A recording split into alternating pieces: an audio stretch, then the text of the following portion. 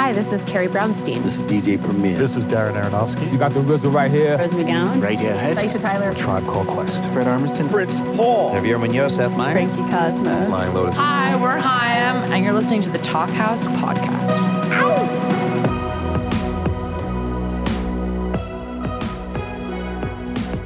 Hello and welcome to the Talkhouse Podcast. I'm Josh Modell.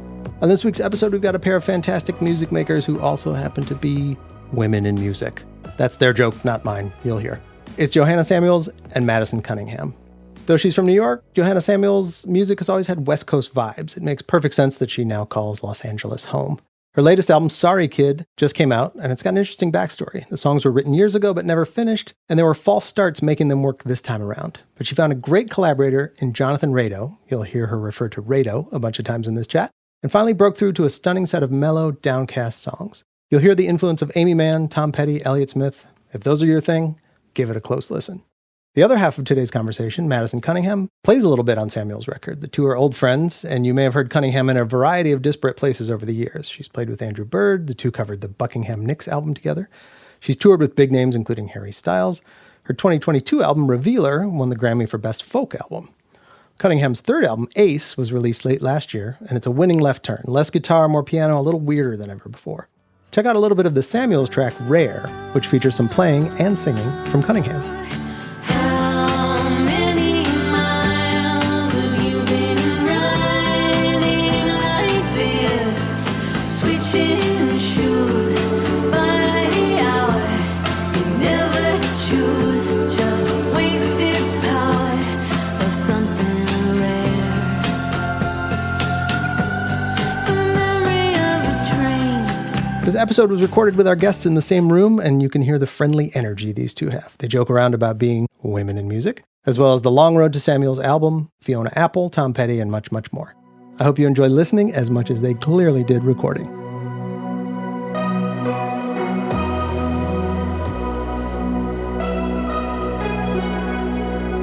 Hey. Hi. What's happening? So, what's it like being a woman in music? Are women having a moment? Well, I think women are having a moment. It's kind of crazy. Like, I just feel like just the past atrocities between men and women, it's over. It's been over. It's over. Yeah, I don't even feel like I should have asked that. It's a given. But It's a given that women are having a moment. they're having a moment. We're allowed. We've freed the nipple. And Mine are out right now, as you can see. yeah, we're both naked. I don't know if the video will be included or not. Yeah. But yeah, we're both naked, and we really like to hang out like this.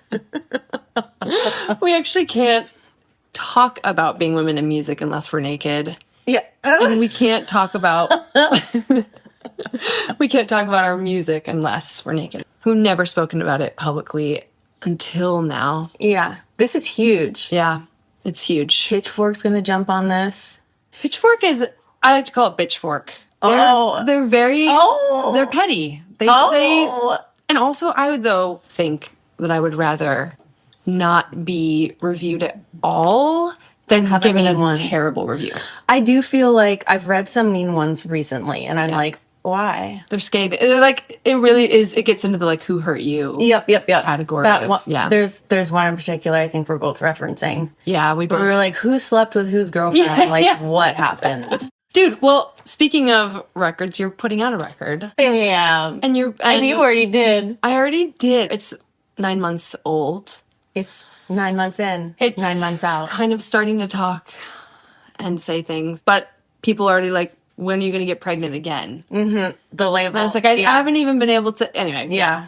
You're not a baby making machine. I can't do that. Yeah. Women are having a moment. Sometimes they need longer. Right. And sometimes when women have moments, they can just like have babies every week. But I Content can't. machine. I cannot. I will say it's been very special. Obviously, I feel like this is a silly podcast because of us, because of our silliness. But I will say, I know we've talked about deep stuff Yeah.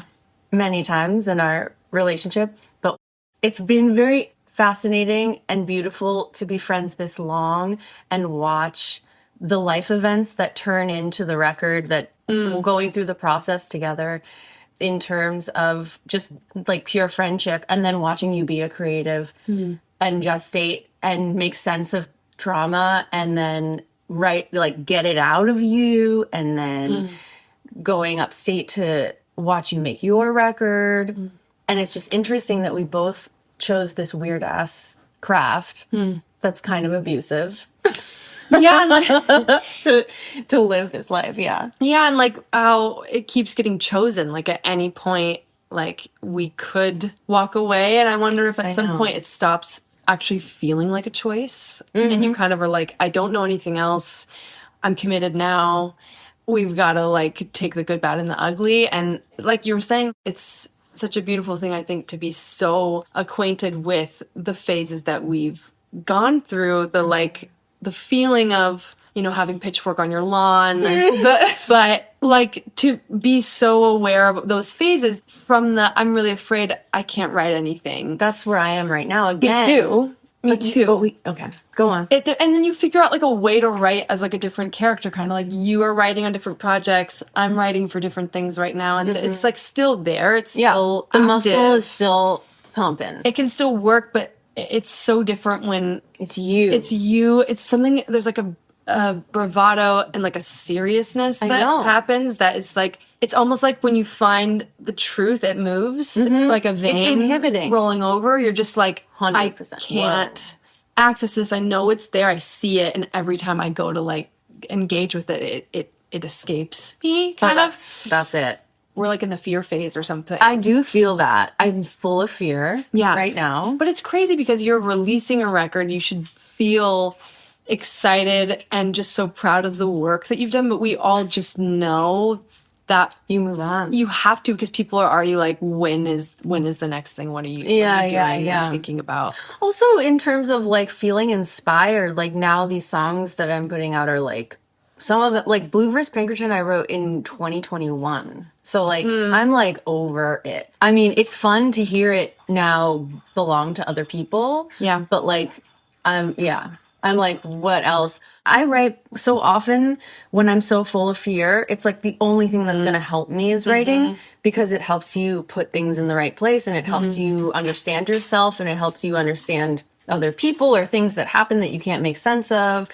So I'm like ready to have some songs come out of me so I can be like, oh, hey, like It's a relief. it's a relief. Yeah. So there's like that. Of course, you want to keep writing records and making music you're proud of. But then there's like also this thing where it's like, I also want to like feel better.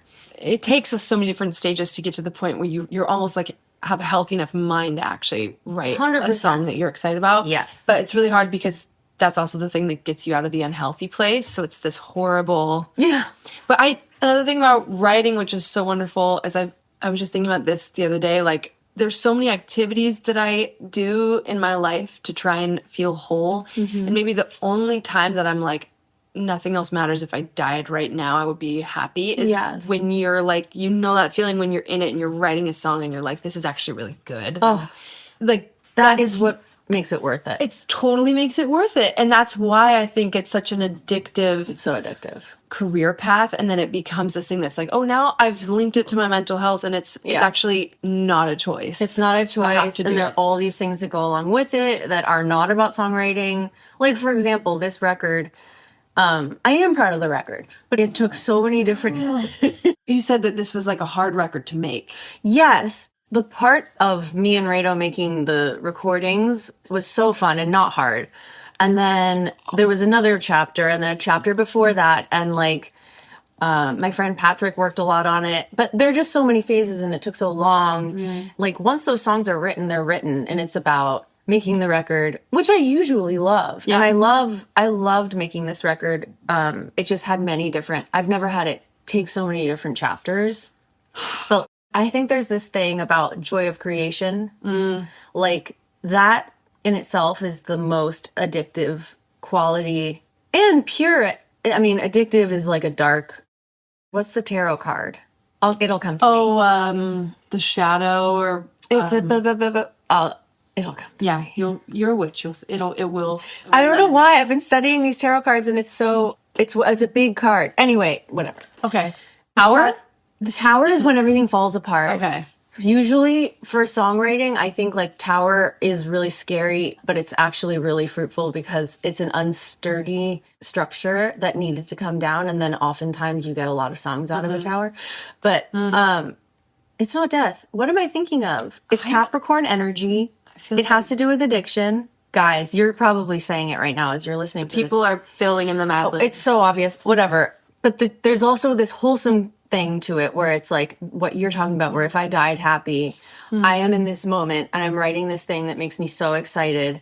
And if you love playing on stage, that too. The 45 minutes, if you're an opener, or hour and a half on stage is like what makes all the touring worth it. But there's always all this stuff around all of it that is so, it just covers it in mist that like makes it not about what it's about.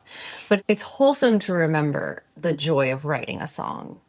And that joy, like, changes. Like, we forget. I think once the passion project becomes the job, becomes the living, it's like there's so many different facets of it that are in the same bed that you're like, 100%. how do I separate these and enjoy them? Like, I think relearning the joy of process is a constant chase, and it's like the biggest value of the whole thing. It's almost like reframing your relationship to discomfort too, 100%. and like turning that into joy. Or Truly. but yeah, to have a project where you're like, I do believe in the core of this song, even though it hasn't been an easy road.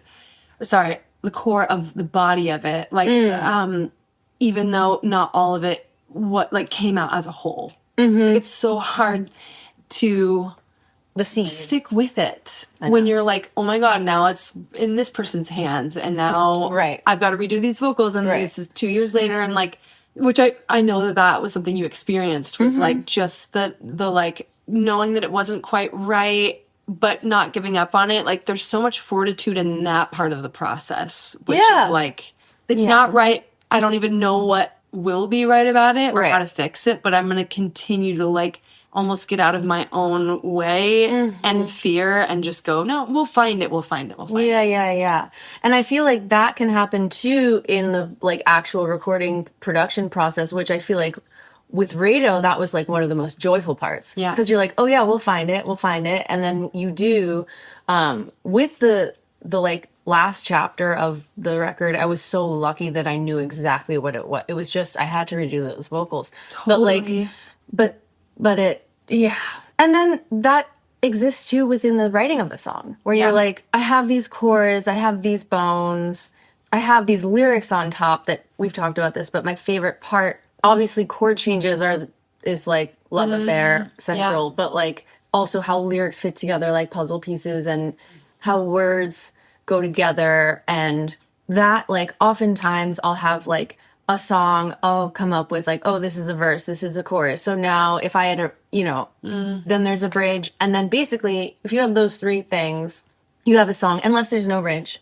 Then it's like you can spend 3 months on lyrics. You can have these lyrics and then you're like, I know that the core of what's here is powerful. It's just being like molded now. Refining. And then you have this version, you have your voice memo, and then you're driving in your car and like a Dylan song comes on and you're like, oh, and then you like go back and look at your lyrics and you're like, oh, and then So true. you can like keep just like mixing your paints and refining. It's the most fun. I just did that with a Petty song yesterday. You know that's the guy. It's the guy. What fucking song was it? I forget the name. It was off of one of his solo records. It's the same one that You Don't Know How It Feels is on. Oh, Wildflowers? Yes. I was listening to this song and like I was working on a different thing. And it obviously like, there's always the slippery slope of plagiarism and the fear of that. But there is something about hearing another song where lyrics are dancing in a certain way. Oh my God. That it makes you go, oh, I can do that too. That looseness he has. Yeah. Or you go, I have to like cut out so many different syllables that I was like cramming in there, and he's just like dropping the words that don't matter left and right. He's so good at that. It's so lean. And his choruses are always so sharp. Totally. I I shove a lot of syllables in So did there. I heard someone covering one of my songs recently, and she like couldn't breathe. She's like, how do I do it? And I was like, oh no, I did that to her. You're hurting people. I'm literally With your music. I'm hurting people, and I don't intend to stop. Yeah. I intend to do it less. But no, I was thinking, like, what are the people thinking who are listening to this? They're probably thinking, like, whoever wrote this song, like, really wants to chill the fight. It was a good lesson for me, though, because I obviously wrote and recorded the song in my cadence and things that work for me.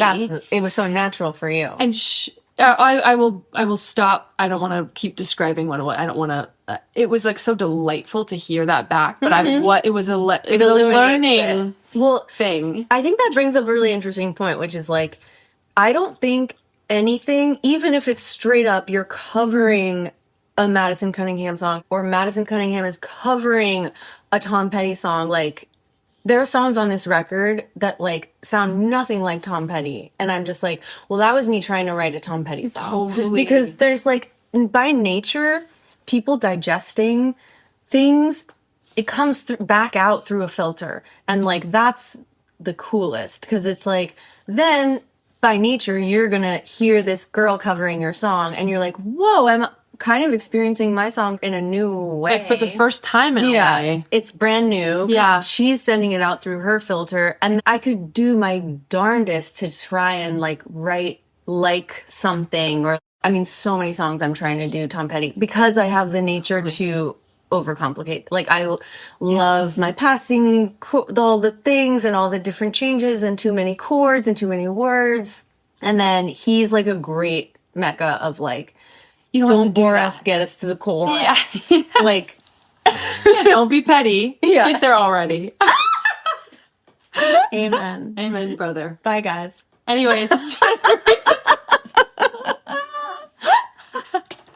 This is a Tom Petty podcast.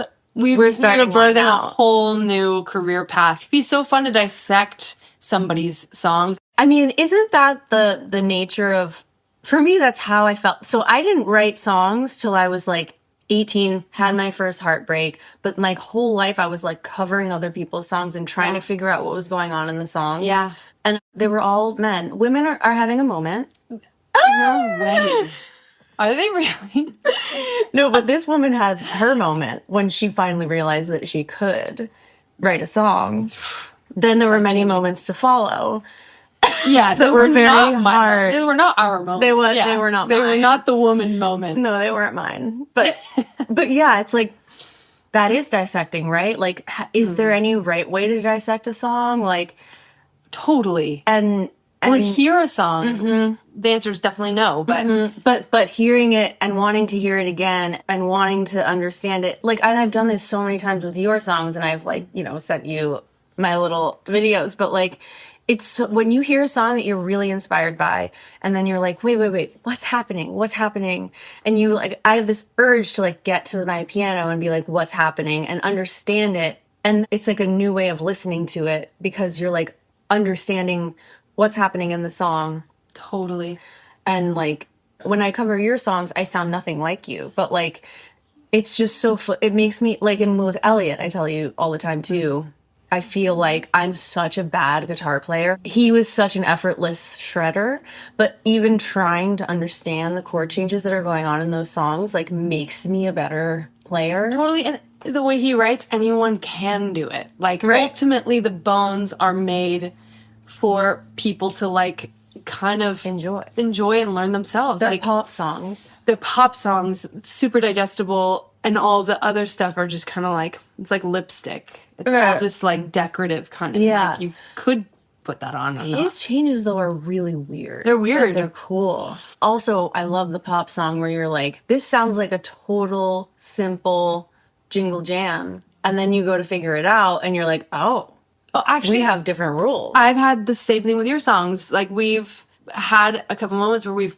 played together, or like I've been lucky enough to be in the chair that's like learning the guitar parts and being like, from when I listen, I just love songs that are like that are deceptively simple. Makes me happy. Not overly simple, but songs that are like, oh yeah, I have this stuck in my head for days. Like, almost the kind of song that makes you put off rehearsing it until the last minute. You're like, I've got this. This is a classic. And then you dive into it and you're like, whoa, I fucked up. You know, I've hit so many. That makes me feel really happy. No, it's so huge. And you do the thing that I love so much, which is you are very liberal with when you turn the corner of chords based on what your lyrics want to do. Oh, thank you. I feel like the lyrics lead the charge and inform the other things that happen, which is like exactly how it should be. I think my trap is that I sometimes would be like, I've set the chords, everything's got to fit in this thing. And and I can't breathe. Well, that girl. They all fit and there is no oxygen. I don't breathe a lot in general. Yeah. I had boyfriends Yeah. tell me that when I sleep, they don't know if I died. One of my favorite guitar players has that on a place on his guitar where you can see it just says breathe, which is like Whoa. so important to remember, like when you're singing something, Getting in your body. you're getting in your body. But so I'm curious, and I'm sure your followers and listeners are going to be curious about how long this record took to make and how you worked through the pacing of it mentally. Because you were releasing other things. I at the was. same time. Well, honestly, the record was kind of at a standstill when I recorded this whole other EP. And I did that really fast with my friend Jordan. I think it was like, because there were so many chapters, parts of it were very like emotional and parts of it were very easy and breezy. And I'm happy with how it turned out. But I started it with someone, we were 8 songs in, we had to kibosh it. And I was like, well, maybe these songs shouldn't happen. And then all in all, it took like three years Plus the years of the writing. of the writing. Right. Because you have like a song where you're 19, right? That you. Oh, right. Well, that was this weird other element that was like, so because I was 8 songs in, I was co-writing some of the songs in my first chapter of this record. And then I wanted to put those on hold. So I had basically half a record. I had like 6 songs. And then I had these songs from when I was a kid.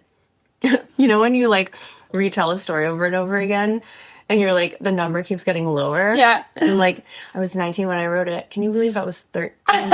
13 when I wrote it. 13. I was 7 years old when I wrote this. I hadn't even learned to read yet. I was wearing I a was white writing wig. this shit. They called me Mozart. I was a child prodigy of the block. I was 3 and I wrote White Limousine. I was 1. My parents didn't know I could do anything. And then I did this. I wasn't that young. But 19 is that young. It kind of really is. So I was really nervous to show those to Rado. Yeah. I mean, so basically then Rado and I had this one night of playing Ben Queller on the piano where I was like, oh, damn, we have the same palette.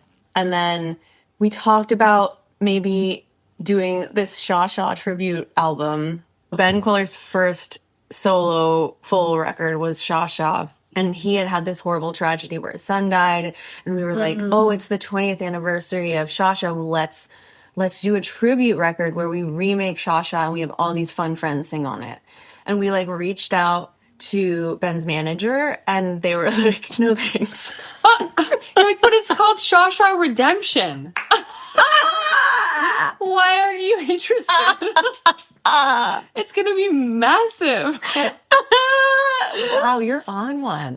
You make me, you are like It's my called Adderall. Sha Sha Redemption. Ben Queller, are you hearing this? Hello. Anyway, I think he had plans for his 20th anniversary. And so we were like, kids, you're good. Meow. And then the whole thing where I was like, well, now what am I going to do about my record? He was like, let's do it. Let's fuck around. Let's find out. Let's make it sound like all the things we love. And I was like, great, we're going to make this record. And then I was like, okay, this is really vulnerable, but here are these songs. Wow. And I know they're really bad. And like, he was like, I think this is fun. I think we should do them. And I was like, but then we did them. So that's like almost half the songs on the record. It's so funny how like sometimes what we're afraid is goofy and not very good. Someone else can be like, no, it's really important that this is fun, like fun music, has like to feel good. Blue versus Pinkerton is like a really intelligent but joyful jaunt of a song. That's like, It feels silly to me. I know why you think that, but like, because I think we all want to be constantly Judy Sill. Yeah, I want to be serious. But she's funny too. She's a total ham. All of our people are hams. good. Like, I know Elliot was like The ham so bone. sad. But No, he was a ham. ham bone.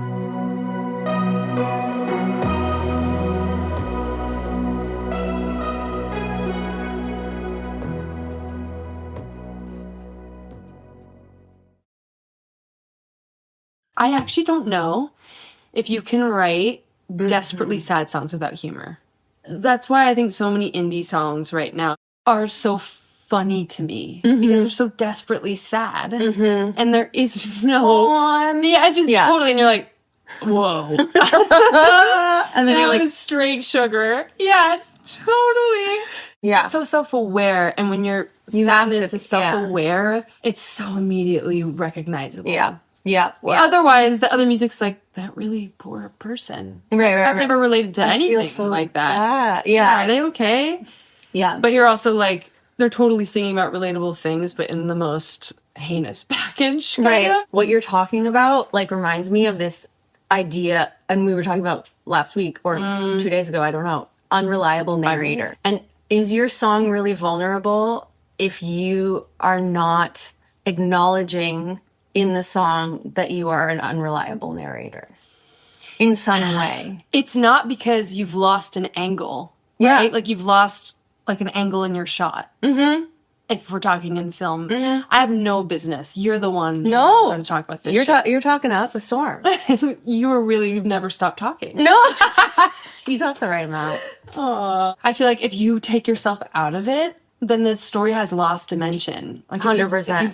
And where is that line though? Because you could go straight into your belly button and like come out of your butt and never like reach anyone. Completely. It's so interesting because you have to walk that line of being personal, being introspective. Yeah. And then the hope is that it's universal, right? That it's something that reaches others. Yeah. That they can relate to. My most common critique when I'm writing, which is I think why I'm so full of fear, is that I'm just going into my belly button. And I never want, or if I'm describing what's around me, I'm like not doing a good job. Everyone has a lens, and how can one lens be right? I think the answer to that is there is no lens that's perfectly right, but there has to be many. So that's why we write many songs. Like, not one song has to encapsulate the whole picture, which is so sad because I think our culture right now is saying you've got to do that every time because we only have time for one of your songs. Yeah. And it better tell us everything about you. And the thing that I am also just as equally afraid of is like, what if me trying to be overly self-aware is like trying to be too politically correct and then it doesn't say anything? Gotta dig. You have to dig and you have to like be okay with the tension of anger. Or like fucking Fiona Apple where you're like, she's so angry, but you really do kind of believe her. Oh, yeah. Yes. I feel like some of those recordings of hers, I'm like in her stomach. Like I'm Yes. like, I'm so upset. I mean, that's another thing I think in terms of women having a moment. We keep making this joke because I was on a podcast earlier and someone asked me if women were having a moment and I didn't know exactly. And I said, yes, queen. honey, Yes, king. yes, my king.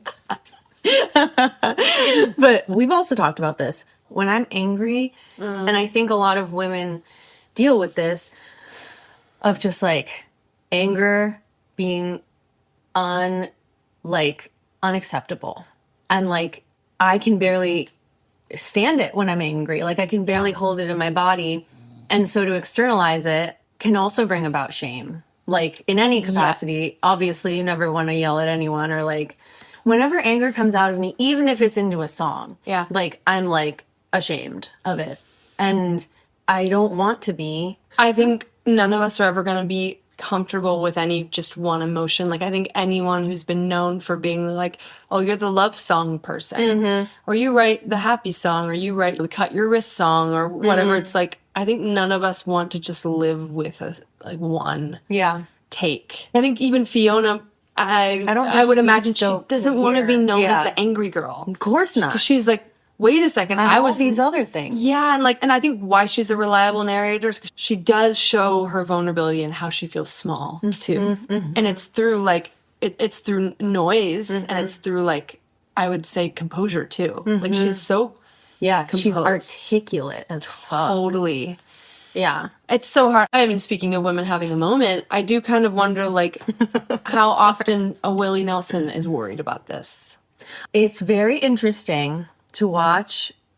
I'm not dissing men. There are so many worshipable male songwriters. But sometimes you don't have to dig as deep when you're a guy.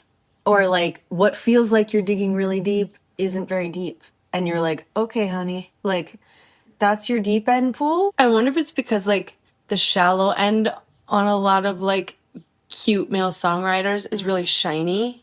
And the shallow end is, like, their makeup, kind of. And so the deep end feels just, like, so deep comparatively. Right. And I think about this all the time. It's like, I have felt my whole life, I've had this narrative in my head, which I just called out in myself. This is going to sound self-deprecating, but stick with me. Like, you're not traditionally, you don't have a traditional face or like a stock beauty. Oh, same. So you have to make up for that. Same. In wit and in intelligence. Mm-hmm. And in... Since I was a little kid. Totally, like... Yeah. And that, in some ways, I think, it's actually been the most beautiful privilege of my life. I agree. Like, finding things that exist outside of it and beyond in a more eternal way. I've always wished that I could just ride on the, like, oh, she was a hot girl that really won every talent show. Yeah, like, I feel like that would be awesome. And hotness is... And you are hot, by the way. Hotness means so many different things. It really does. And I stand by that. But, like, I think we all understand what we deemed as, like... Yeah. That thing. And that comes, like, oftentimes that's deciphered when you're young. Like, you know, middle school or, like, that age, like, it's like, are you a hottie or are you not? Yeah. Like, especially growing up when we grew up, like, it's just, like, this mean black and white standard. Even into your mid-20s. Like, oh, of course. I did not... you carry that in. You carry and you take that and then you carry that. And then there are times when I even talk about myself and, like, it doesn't even match up. Like, I hold myself, like, to how I was when I was in the 4th grade. And people are like, we don't see that like that. Yeah. But because of that, I had to fill my head up with all these things and stories and movies and loving things and the Beatles and, like, you gotta be funny and you gotta this and that, and you, like, learn how to survive in a different way. It's true. It's true. And those in that way led you to process. It may have set you up for understanding longevity and process, and that you will always be in a process. I think when people peak when they're young, they don't have to look for process anymore. Mm-hmm. They're just like, product. I'm hot. I'm the most popular in my school. Mm-hmm. And then by the time something really hits them and they're not that person anymore, it is devastating. But when you've been devastated your whole You're life, like, honey, welcome. Let's do this. Like, welcome to the world. I got nothing to lose. Okay. We're applying now the popular girl thing to music. Like, so you can have those moments too, where, like, I'm a hot indie queen or king, whatever. I'm having my big moment and I have plenty to lose. And, like, and I'm up here and, like, I would so much rather, well, I haven't had a choice, but nice. You have Pitchfork is just, they are obsessed with me. I gotta say. Army crawl past your door every day. Army crawl. I don't know why this Pitchfork thing is just what so does amusing Pitch to me. look like? Last name Fork. He's a man with a beard. He is, and he's got so many tattoos. Yeah. You don't even know Yeah. what pigment his white skin is. Yeah. White. Very skin. white. I would imagine maybe plugs. Because he did come from the metal band sphere. Like, he was a metalist. Amen. But back to that point. You gotta crawl. Like, I'm so grateful to be grounded. At least I'm grounded. Totally. Even if I'm not, like, looking down at I got a room at the top of the world tonight, Tom Petty, like, looking down. Totally. But, like, at least I got my feet on the ground. I got your dog here. I got my dog right underneath me. I got this friendship. I got, like, real things in my life that make me feel like I'm a person. Again, I hope none of this has come across as like with any sort of strain of bitterness, because I know. I hope really, you're not bitter bitches. No, it's really funny to talk about those things, because I think actually probably a lot of people feel this. Like, I think so too. Relate to this thing, but also redefining what success is so beautiful, because I feel the same way. I'm like, I actually don't want a different life. I love this life. And every part of it that has been cumbersome and hard, it's like, I love even being like, that's my struggle. Yeah, and it's made you so much stronger, and then it makes your songs richer, and then it makes all these, it's like the shadow stuff really does highlight the light. Yeah, no, completely. It's Crack and the light gets in, blah blah. Some poet said that one time. I don't remember whom. No, we've really obviously gone after Pitchfork, but also like, thank God for publication. Yeah, too. Also, if you do fork me, please don't come after me. I don't want to be bullied. Stress. But dude, I mean, it comes out August 14th. And yours is already out, Ace. It's already out. It's out. We both have devastating records. We're like talking about, they're not funny at all, but Yeah, no, there's no humor. it's devastating. They're real belly button go winners. They never came out. Yeah. Yeah. No, I mean, yeah, but there's again, that's like one angle of a life and of the whole. And you get to, and the freeing thing is that you get to make as many as you want. Like you were saying before, that's why you write a lot of songs, because you're always rebirthing yourself anyway. Yeah. Sometimes minute to minute. Totally. Or finding the ledge. Like where is the ground? Like we were talking about, like it feels good to be grounded, but that is not without constantly being like, where is the ground again? Where is it again? Where is it again? Where is it again? I know. You commit to looking for it again and again. It's uncomfortable. Yeah. Fiona has that lyric that's like, I'm used to being uncomfortable, so I can't stop changing all the time. Ooh. But you kind of start to get acquainted with that uncomfortability, and then you're like, I know that this is a good thing. I know that this is going to lead to something. I'm on the pursuit of being the best version of myself that I can be. So like, uncomfortable means that I'm growing. And I think that's actually the most beautiful part of life. Right. It's the like, I'm on my way, I've got a mission. And we've talked about this too, like being in different places in our career, and you're like, there's no there. I'm not there. There's and no I'm escape like, from, Yeah. And then people, look at me and they're like, you're there. And I'm like, I'm not there. Right. Like, right. There's no landing spot where it's like, okay, you're done. Like, you did it. Maybe Taylor Swift? I'm just kidding. Yeah, Taylor Swift. No, but her job isn't done. It's not? Like, no, it's still going. Like, if she wants to keep this moment and this momentum, it's got to... She's going to keep growing, and then her art will keep growing. Like, it has... Yeah, I guess you're right. It has to keep going somewhere, no matter what direction it is. Well, I think as long as you want to be alive. 100%. Look at Joni. Like, yeah. She had so many different avenues that she went down, and like they weren't even all well received. Like, totally. She was like, but I'm growing. And I wonder if it's that so many of us are not willing to be foolish. I know that I really want to show up to everything that I do already an expert, and that's just like, it's another moment of robbing yourself of process and like how beautiful that flourishing can be. And I guess that like ties back into like why I think it was so valuable that you didn't just go, I think this whole record is a wash. Like, I think since the first go didn't work, that must mean something's wrong with it. It's like, I think continuing to roll the boulder up the hill and going like, I know I can get it there, is the self-belief that it takes to find something that's really meaningful and good. And thanks, Mama. Yeah, honestly, it's so crazy to have heard the beginning and then to hear where it is now. It's just like, it's so airtight. It is so beautiful. Production, vocals, writing, chords, all of it is so good. I'm so stoked for you. Maddie, thank you. You know how I feel about Ace. Thanks for listening to the Talkhouse Podcast, and thanks to Johanna Samuels and Madison Cunningham for chatting. If you like what you heard, please follow Talkhouse on your favorite podcasting platform and check out all the other great shows in our network. This episode was produced by Myron Kaplan, and the Talkhouse theme is composed and performed by The Range.